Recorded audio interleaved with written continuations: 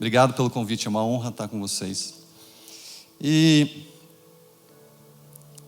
hoje a gente vai falar sobre renovação da mente e como isso se aplica, ou como isso impacta as nossas orações. O que eu penso é mais importante do que o que eu faço. O que eu penso é mais importante do que o que eu faço.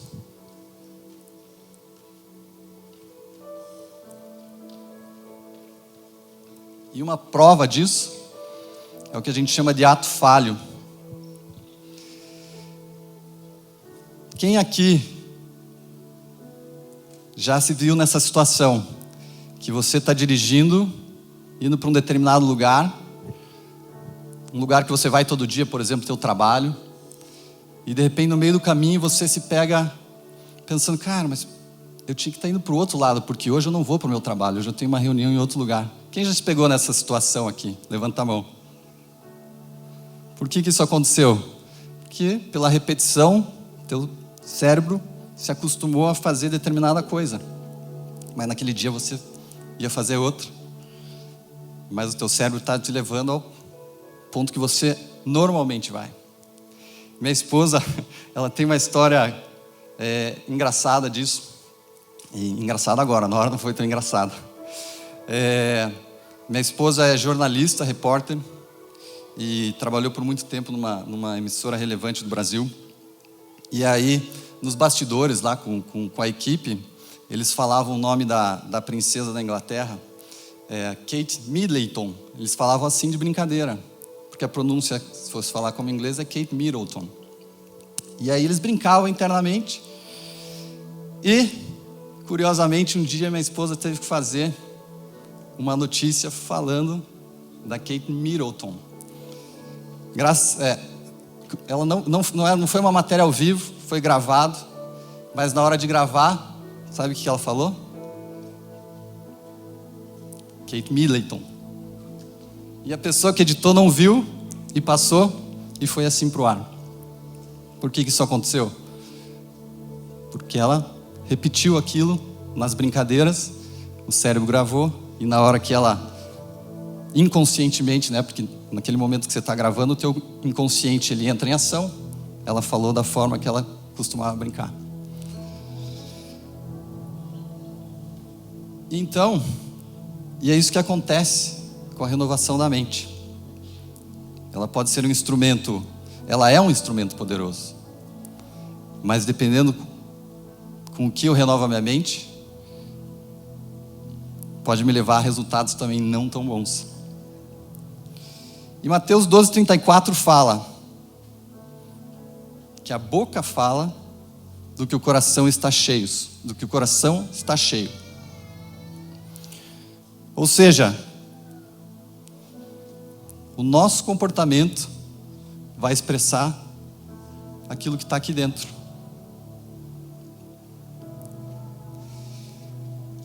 E não é à toa que a gente é chamado de crente.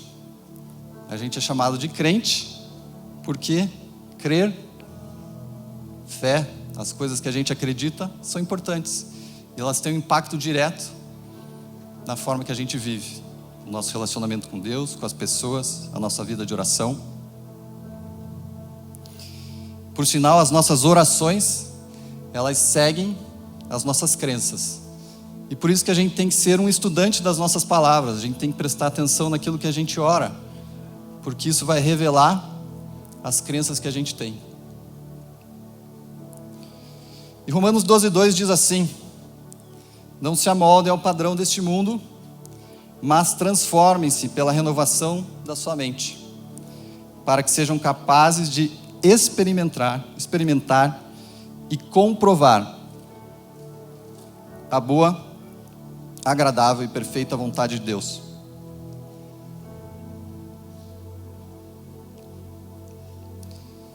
Então, Henri, que negócio é esse, cara, de renovação da mente? Renovação da mente, basicamente, é tudo aquilo com que eu entro em concordância. Então, a renovação da mente pode ser algo positivo ou pode ser algo negativo. Por sinal, A realidade espiritual, ela funciona por fé, ou seja, naquilo que eu coloco a minha concordância, eu vou ver na minha experiência. E é por isso que a gente tem que fazer então a renovação da mente bíblica, que é eu trocar as minhas crenças limitantes, que não estão alinhadas com o coração de Deus, que me trazem restrição, por crenças que estão alinhadas com as verdades de Deus e que me levam a viver uma vida sem limites, porque Deus é ilimitado.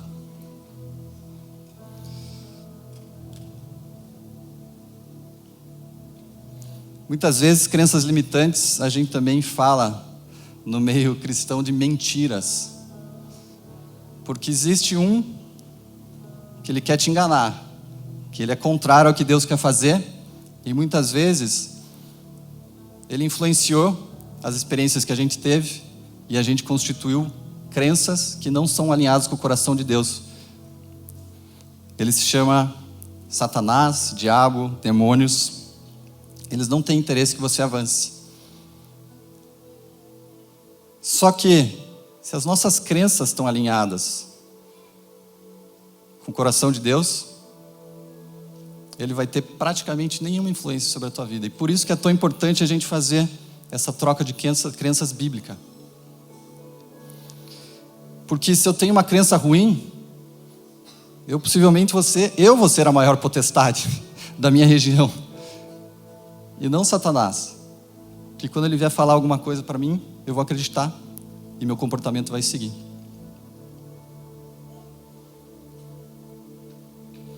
O problema da renovação da mente é que ela é muitas vezes contra-intuitiva. Porque eu vou ter que crer em coisas que eu não vi no meu passado ou que eu não vejo na minha experiência atual. Então, de certa forma, num aspecto lógico, muitas vezes a renovação da mente é contra-intuitiva. Então a nossa lógica, muitas vezes, joga contra esse processo, essa ferramenta importante que Deus nos deu. E alguns exemplos de renovação da mente que eu tenho, que eu vejo. Um exemplo que eu queria falar é uma cena clássica de um filme que se chama O Rei Leão. Quem já assistiu O Rei Leão? Seja a versão antiga ou a nova. Quem assistiu a versão antiga, aquela de desenho? Bastante gente, legal, tamo junto. Né, era muito boa, eu concordo. Bem colorida. E aí, se vocês lembram, o personagem principal é o Simba. Ele é um leãozinho. Ele é filho do rei. E por uma determinada circunstância, o pai dele acaba morrendo. Ele se sente responsável por aquilo. A vergonha leva ele a fugir da comunidade em que ele vivia. E então ele encontra outros dois personagens que viviam um estilo de vida bem relaxado, sem compromisso nenhum, que eles escreviam como Hakuna Matata. E ele passou então a conviver com esses dois animais. E a crença dele então, ele foi esquecendo quem ele era e foi entendendo que ele era um cara relaxado, que ele não precisava se preocupar, que ele era um irresponsável e que estava tudo certo. Até que um dia ele tem um encontro com o pai dele. Isso fala muito também do dia que Deus nos chama. Ele tem um encontro com o pai dele, em espírito, enfim. E se você não viu o filme assim, você vai entender. Ele tem um encontro com o pai dele e o pai dele fala: Simba, você é o meu filho.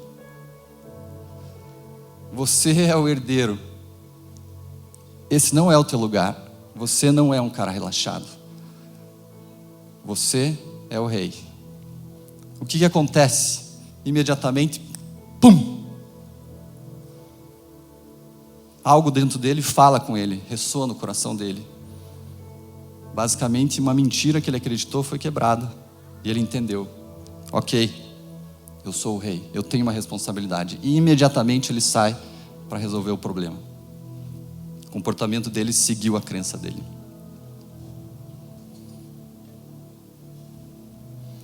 Se eu acreditar que eu sou pecador, tem um problema aí. O meu comportamento vai seguir. Eu vou me sentir impotente, porque afinal de contas eu sou um pecador. E claro, a gente tem que de certa forma se sentir impotente, porque na verdade é o Espírito Santo nos empoderando que permite a gente a viver uma vida santa. Mas se eu concordar com a ideia de que eu sou pecador, eu vou acabar pecando por fé. E a minha sensação de impotência vai fazer com que eu não sinta nem responsabilidade pelas minhas ações, eu já sou pecador mesmo. Então percebe como faz diferença? O que eu penso é mais importante do que o que eu faço.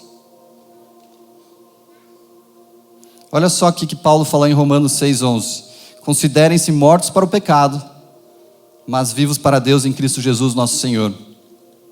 Esse considerem-se, no termo original, ele tem a ver com a ideia de você se enxergar. Ou seja, se enxergue morto para as coisas que não são de Deus. Se enxergue vivo para as coisas de Deus. Se eu me enxergar vivo para as coisas de Deus, eu vou reproduzir essas coisas e vou vê-las acontecendo nas minhas circunstâncias. Agora, se eu me enxergar morto, eu vou reproduzir essas coisas. E é isso que eu vou ver também na minha experiência. E aí está a força, o poder da renovação da mente.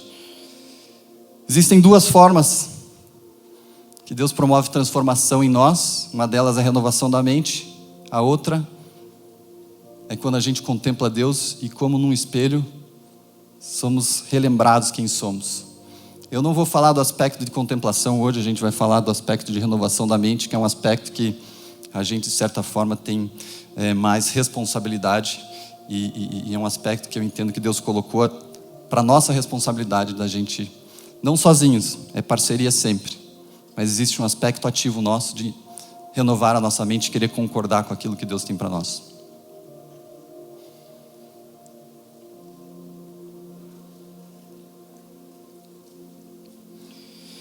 E Deus nos deu um medidor muito legal para eu saber se eu estou renovando a minha mente com as verdades dele ou com mentiras.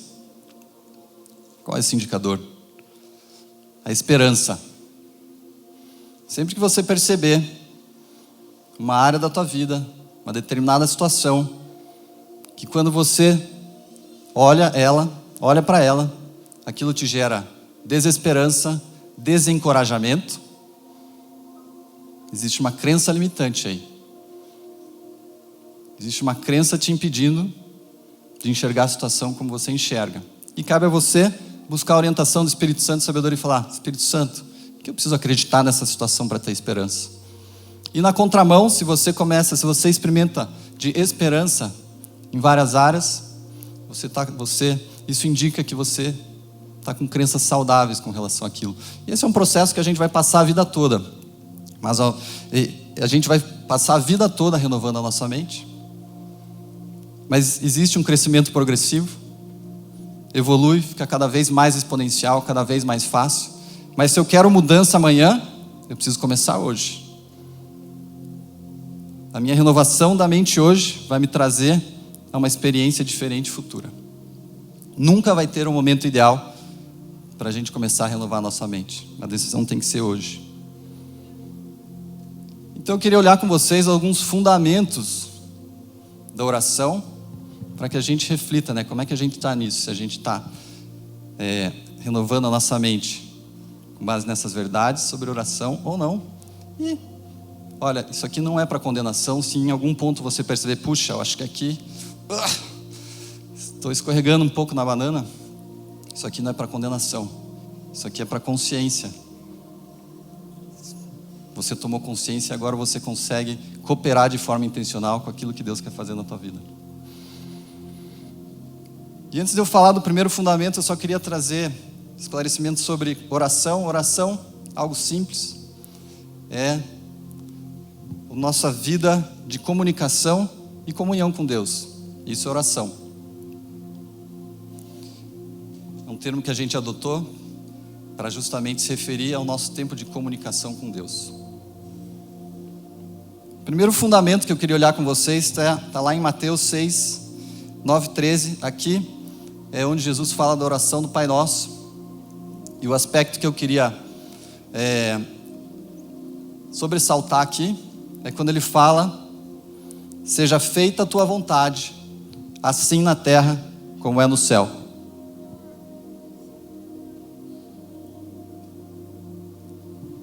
Seja feita a tua vontade, assim na terra como é no céu. Quando eu não renovo a minha mente com essa verdade, de que o desejo de Deus é que seja feito assim na terra como é no céu, e que nós temos a responsabilidade, então, Deus nos chamou para, junto com Ele, expandirmos o reino dele. Tudo que não se iguala ao céu ainda aqui, Deus falou: vamos juntos resolver essa parada, vamos corrigir isso. E se eu não tenho essa crença, potencialmente eu vou orar de forma passiva. Ó Deus, faça alguma coisa. Não só eu vou orar de forma passiva, mas possivelmente eu não vou orar para ver coisas sobrenaturais, ou seja, coisas que fogem da lógica, da física convencional. Eu não vou orar por essas coisas. E o nosso Deus é um Deus sobrenatural. Se a gente for ver a Bíblia, a gente vai ver quantos feitos sobrenaturais. Agora, se eu renovo a minha mente com essa verdade, de que é para ser feito assim na terra como é no céu, eu tenho orações ativas. Eu tenho orações ativas e eu me sinto à vontade para olhar para alguém que tem alguma questão, uma necessidade física de cura, e orar por cura. Ou alguém que de repente o Espírito Santo me revela que tem alguma influência demoníaca, e eu orar para que aquilo seja resolvido em nome de Jesus. Percebe a diferença? As minhas orações, quando eu entendo que eu sou chamado para trazer o céu na terra, elas não são simplesmente pedidos, elas são declarações proféticas sobre o que Deus está fazendo. Deus chama à existência as coisas que não são como se fossem. Então a gente não é chamado para ser realista, a gente é chamado para ser sobrenatural, a gente é chamado para pegar perspectivas de Deus e chamar aquelas coisas à existência, porque o universo foi feito para responder a palavras liberadas, declaradas em fé. Se a gente olha em Gênesis, é assim que Deus cria as coisas. Ele fala, pum. Ele fala, pum. Ele fala, pum. Ele estabeleceu assim. Então quando a gente fala, pum, Deus usa, sopra sobre aquilo e as coisas acontecem. Você já pensou se toda vez que você tem alguma coisa para fazer no teu trabalho, você chegasse para o seu chefe: chefe, você faz isso para mim?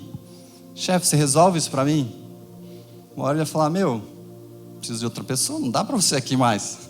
E às vezes é isso que a gente faz com Deus. Deus chamou a gente para ir lá e declarar as coisas, Ele nos deu autoridade, e a gente fica devolvendo a bola para Ele. Eu não estou dizendo que às vezes a gente não tem que fazer isso, mas eu entendo que muitas vezes a igreja ainda não entrou nessa revelação de forma plena, de que nos foi dada autoridade, e que Deus confia em nós, por isso que Ele nos deu essa autoridade, e Ele habita em nós, a sabedoria dEle está em nós, nós somos um só Espírito, a gente ouve a Deus quando a gente percebe e quando não percebe, e essa é a minha fé, que Deus vai me usar quando eu estou percebendo, não estou percebendo também, não estou fazendo uma apologia aqui a sermos negligentes com os nossos comportamentos, de forma nenhuma, mas existe algo maior do que simplesmente a gente ficar jogando a bola para Deus. Pegue lá quando Ezequiel, quando Deus fala para Ezequiel profetizar sobre os ossos secos, Ele fala: Ezequiel, podem esses ossos viver? Ezequiel, liso do jeito que era: você sabe, ó Senhor. Ele deu a resposta mais segura. É que nem quando alguém te perguntar alguma coisa na igreja, responde Jesus. Pode ser que não seja a resposta, mas você não vai fazer feio, pelo menos. Responde Jesus, que vai dar sempre. Ezequiel fez isso. E aí Deus fala: Ezequiel, profetiza para esses ossos, cara. E ele profetiza. E o que acontece? Os ossos são restaurados e viram um exército de corpos vivos. Está vendo a diferença? Um entendimento, um alinhamento com as verdades de Deus faz toda a diferença. Nós já estamos assentados nas regiões celestiais. Eu gostei desse aleluia. Será que a gente pode falar um aleluia assim, todo mundo junto com força? Aleluia. Boa. Gostei desse. Oh, glória. Glória a Deus. Obrigado, Deus, pelo que o Senhor está fazendo e pelas crenças limitantes que o Senhor está quebrando e que o Senhor está abrindo espaço para crenças que são alinhadas com o teu coração. O segundo fundamento que eu queria olhar aqui com vocês hoje está em Tiago 5,16 e fala assim: a oração de um justo é poderosa e eficaz.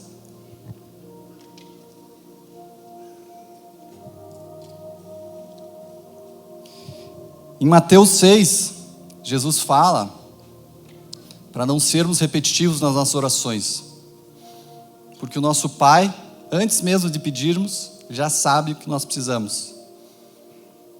Isso deveria trazer uma paz, um alívio para o nosso coração. E eu me lembro que por muito tempo, essa era a minha vida de oração. Eu diria que a maior parte da minha vida, da minha jornada cristã, a minha família é convertida há 8 anos e meio.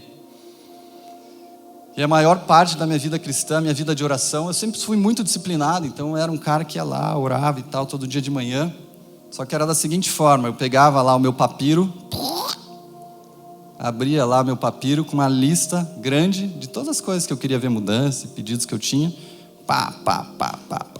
Checklist, pum. Todo dia, repetia as mesmas orações. Eu, por sinal, até achava que tinha uma defesa bíblica, que eu achava que eu encontrava lá na parábola do juiz iníquo.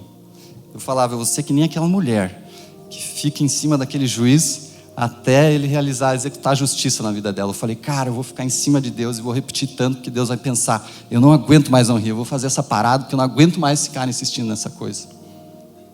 Era o que eu fazia. Eu pensava que eu ia torcer o braço de Deus. Sabe o que aconteceu? Ele torceu o meu por uma hora, eu não aguentava mais. E era chato. Era uma vida de oração chata.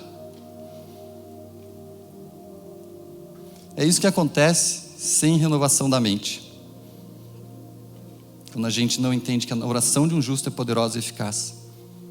Porque eu acho que a responsabilidade é minha, de fazer Deus me ouvir. E que Ele é um cara longe. E eu preciso ficar insistindo para que um dia talvez Ele ouça, pegue meu pedido e faça acontecer. Agora, com renovação da mente, as minhas orações já não são mais longas e passivas.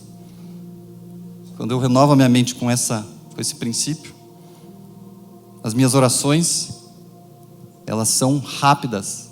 Não necessariamente eu posso orar longo, não tenho nada contra longo, mas também não há necessidade. É uma oração ativa. Como é que Jesus falava? Como é que Jesus liberava a cura? Tua fé te curou, seja curado. Ele não precisava fazer, ele não tinha uma sala que ele ficava horas. Também não tenho nada contra a sala. Eu participei de um projeto em que existia uma sala de cura. A gente ia lá, às vezes orava por 1 hora, às vezes orava por 1 minuto.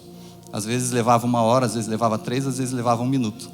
Mais uma vez, não estou falando nada contra orações longas, mas Tiago falou aqui: a oração de um justo é poderosa e eficaz. Não há necessidade da gente ficar orando de forma longa, repetitiva. Então o correto entendimento disso vai fazer uma diferença grande na nossa vida de oração.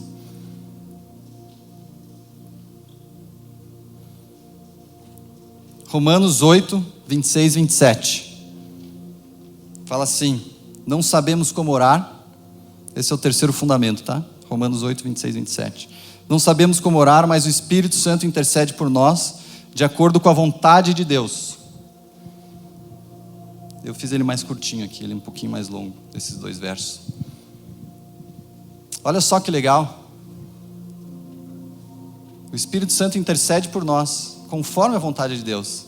Agora, se eu não renovo a minha mente com esse princípio, possivelmente eu vou puxar a responsabilidade de fazer as coisas acontecerem para mim.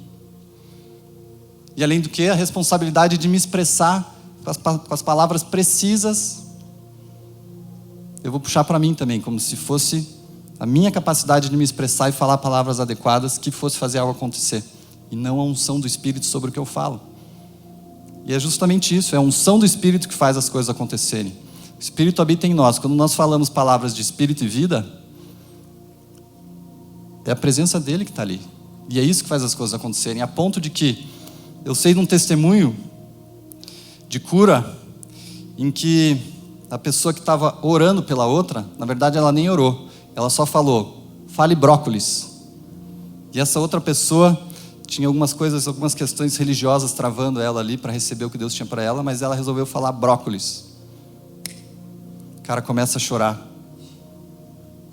porque percebeu a presença de Deus e foi curado. Cara, o cara falou brócolis. E a unção da igreja tem que ser essa. Um dia a gente vai falar amendoim para alguém, e a pessoa vai falar, o que eu preciso fazer para receber a Deus? Já pensou? É esse o nível de unção. E esse versículo, então, ele nos libera dessa responsabilidade de que a gente precisa falar as coisas de forma perfeita. Eu fico pensando, que é mais ou menos assim, a gente orando, poxa Deus, me ajuda nisso, me dá aquele carro, eu queria aquela moto, o Espírito Santo, Papai do céu, eu conheço o coração dele melhor do que ele mesmo. Na prática, o que ele está querendo dizer é isso aqui. Isso tem que trazer alívio, paz para o nosso coração, porque isso tira muito da responsabilidade que a gente tenta puxar para a gente mesmo da nossa oração, da qualidade da nossa oração. Quarto fundamento, está lá em 1 João 5,14. Esta é a confiança que temos nele, que se pedirmos conforme a sua vontade, ele nos ouve. Esse versículo, de certa forma, ele faz o contraponto do outro, porque se naquele lá eu posso achar então que toda a responsabilidade da minha vida de oração é do Espírito Santo, esse aqui me faz parecer que eu preciso saber toda a vontade de Deus para orar conforme a vontade dele. Mas eu vejo que tem algo mais profundo aqui, que é um convite para um relacionamento. Como é que eu sei a vontade de alguém? Como é que eu, por exemplo, Henri, sei da vontade da minha esposa? Eu passo bastante tempo com ela. Ela me fala as coisas do coração dela, ela me fala os desejos dela, ela me fala as visões que ela tem para a vida dela, ela me fala as aspirações dela. Eu passo tempo com ela. Então como é que eu sei da vontade de Deus? Eu passo tempo com Deus. E desse lugar de comunhão, eu sei da vontade dele e eu posso orar, certo de que eu vou ver as coisas acontecerem. No mínimo certo de que ele me ouve, que é isso que o João está falando. João não está prometendo que tudo vai acontecer, mas ele está prometendo que Deus está ouvindo. E eu saio então desse ciclo de achar que, cara, Deus está longe, Deus é um Deus distante, eu preciso insistir, eu preciso repetir. Não, cara, eu orei conforme a vontade dele, eu sou um filho dele, eu vivo em comunhão com ele. Mas tudo bem, se você ainda, de repente, se você é novo na caminhada cristã, ou se você não querer que o dom profético é para você e você não acha que você tem ouvido a Deus, eu, pelo contrário, sei que você ouve, quer você esteja percebendo ou não, mas se essa é a tua crença, vou repetir. Você ouve a Deus, quer você queira ou não. Você pode repetir comigo, eu ouço a Deus, quer eu queira ou não. Eu fui feito para ouvir a Deus. Espírito, alma e corpo. E Ele pode usar essas 3 dimensões do nosso ser para falar com a gente, que é bem diferente da comunicação humana, Mas, mesmo assim, você ainda, poxa, beleza, o Henri falou isso, mas não tenho bem certeza que é assim mesmo. A gente tem a Bíblia. A Bíblia é a palavra de Deus. A Bíblia expressa vários dos desejos e vontades de Deus. Inclusive, alguns a gente leu aqui. Seja feita a sua vontade, assim na terra como é no céu. Tudo que eu sei como é o céu e que eu vejo na Bíblia, e que eu vejo que não alinha com o que eu estou vivendo, você pode orar tranquilamente, certo de que Deus te ouve. Essa é a vontade de Deus. E o último fundamento aqui, você não sabe o que orar? Ore pela salvação de pessoas. Deus fala que quer que todos sejam salvos. Você pode orar pela salvação de todo mundo, você não precisa nem estar fisicamente com a pessoa. A gente vê naquele caso com o centurião que Jesus liberou a palavra, a pessoa foi curada, eles nem estavam juntos fisicamente. Você quer orar pela salvação do teu vizinho? Põe a mão na parede de divisa ali e fala, eu abençoo essa casa e falo salvação sobre essa casa em nome de Jesus. E assim por diante, com pessoas que estão no mundo todo. Ore pela cura de pessoas. Deus é cura, Ele pagou por isso. No céu não existe doença. Assim na terra como é no céu. Você pode sempre orar por cura, não existe proibição para isso. Quinto fundamento. Está lá em Hebreus 4,16. Assim aproximemo-nos do trono de graça com toda a confiança. Fala comigo, toda a confiança. É metade da confiança? Quanta confiança? 1/3? Quanto? Toda a confiança. A fim de recebermos misericórdia e encontrarmos graça que nos ajude no momento de necessidade. Quando eu não renovo a minha mente com essa verdade, o que acontece? Toda vez que eu falhar, toda vez que eu pecar, ou que eu entender que eu pecar, isso vai me levar a me afastar de Deus. Porque quando a gente se sente culpado, a gente tem dificuldade em se aproximar da pessoa que a gente ofendeu, machucou. Agora, eu oro numa posição de servo. Agora, se eu sei que eu posso me aproximar de Deus com toda a confiança, a qualquer tempo, e que a partir do encorajamento dele, ele vai falar palavras de amor para mim, ele vai me lembrar quem eu sou, é isso que vai me levar a não mais renovar minha mente com aquele tipo de pensamento que me levava ao erro. É ele falando verdade sobre nós. Pum, pum, pum. Essas coisas virando verdade pra gente. Eu entendi, eu não sou mais isso, eu sou isso. E aí eu me aproximo de Deus com confiança. Meus erros passam a me levar para Deus e não mais me afastar de Deus, porque eu sei que é só nele que eu vou encontrar correção para aquilo. Então vocês percebem a diferença que faz a gente renovar a nossa mente com as verdades de Deus e quebrar esse ciclo de renovação da mente, ou seja, deixar os pensamentos irem para lugares de desesperança, para lugares em que eu não consigo ver saída,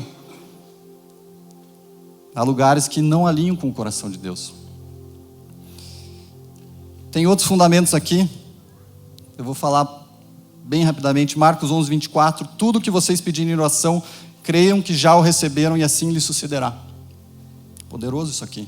Vai mudar a nossa vida de oração se a gente entrar nessa revelação de forma profunda. Filipenses 4:6, não andem ansiosos por coisa alguma, mas em tudo pela oração e súplicas e com ações de graça, agradecendo a Deus, apresentem seus pedidos a Deus, e a paz de Deus, que excede todo entendimento, guardará os seus corações e as suas mentes em Cristo Jesus. Tem uma promessa poderosa aqui para a nossa vida de oração. Filipenses 4:19, meu Deus suprirá todas as necessidades de vocês. Quantas necessidades? 100%. E essa palavra no grego, todas, quer dizer todas. 100%. Você viu só? Coisa de louco. Todas as necessidades de vocês de acordo com as suas gloriosas riquezas em Cristo Jesus. Ok, Henri, eu entendi. A gente tem que renovar a mente. Legal. Mas o que eu faço? Como é que eu faço isso? E Deus deu algumas ferramentas que nos ajudam nisso. Eu vou falar de 3. Declarações. A fé vem por ouvir e ouvir a palavra de Deus.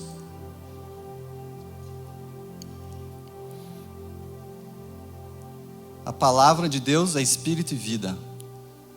Ela faz coisas, ela gera coisas em nós, ela faz coisas se acenderem em nós. Então quando eu falo palavras das coisas que Deus fala para mim, ou seja, eu sou quem Deus diz que eu sou. Tem uma música inclusive que fala isso, eu sou quem Deus diz que eu sou. E quando eu concordo com as coisas que Deus diz que eu sou e eu falo essas coisas, eu falo, sabia que dava para ter esse efeito legal? E aprendi uma coisa nova hoje.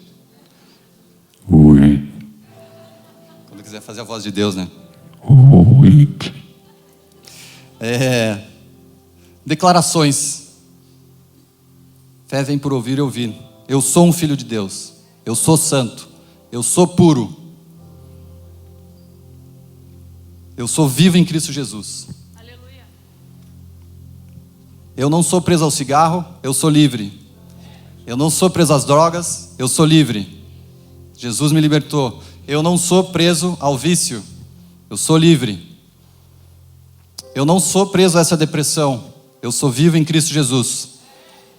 Fale essas coisas. Por quê? Porque isso vai fazer a tua mente sair do ciclo de manter os pensamentos negativos que vão continuar te aprisionando e fazer você, opa, isso aqui não é uma verdade de Deus. Eu vou quebrar esse ciclo. Quando você fala, tua mente escuta. Aquilo quebra aquele ciclo. Então você consegue ter uma perspectiva nova para aquela situação. E a partir dessa perspectiva nova, você vai estabelecer uma nova crença, que inclusive tem um efeito fisiológico, é um novo caminho neural que vai te levar a um comportamento diferente. O oposto daquele que você vinha experimentando. Então, declarações, algo poderoso. Tem 30 segundos aqui. Acho que eu vou conseguir, vou pegar... Dá para pegar uns 5 a mais? Como é que tá, Helder? Vocês estão muito apertados aí? Você fala. Eu vi que você não gostou muito. Vou tentar acelerar aqui, galera. Imaginação. A imaginação é o ventre da fé. E se a gente usar então essa arma poderosa que Deus nos deu, e eu conseguir perguntar para Deus, Deus, como o Senhor enxerga essa situação? E imaginar como que vai ser no cenário ideal, quando aquela verdade estiver efetivamente se cumprindo na minha vida. E esse filme eu passar na minha mente, quando o desencorajamento tentar vir, não, o filme que eu vou passar na minha mente é outro. É o resultado que Deus está me levando. Isso tem um grande impacto.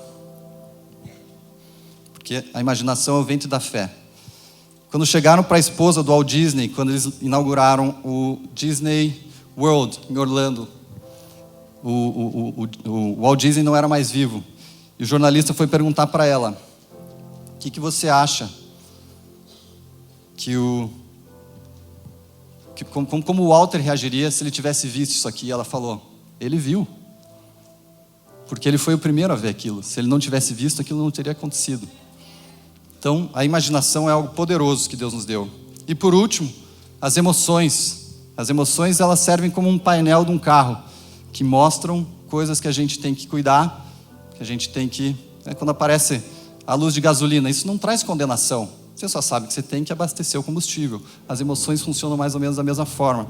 E elas têm um impacto poderoso no nosso ser. Se a gente usar ao nosso favor, elas, por sinal, têm um grande poder em formar novos caminhos neurais, que vão nos levar a comportamentos diferentes. Então, quando eu imagino aquele cenário, aquela situação ideal acontecendo na minha vida, e eu vivo aquela emoção de paz, de alegria, isso vai reforçar, vai facilitar o processo da gente trocar as crenças que estavam nos restringindo para crenças que vão nos alinhar com o coração de Deus.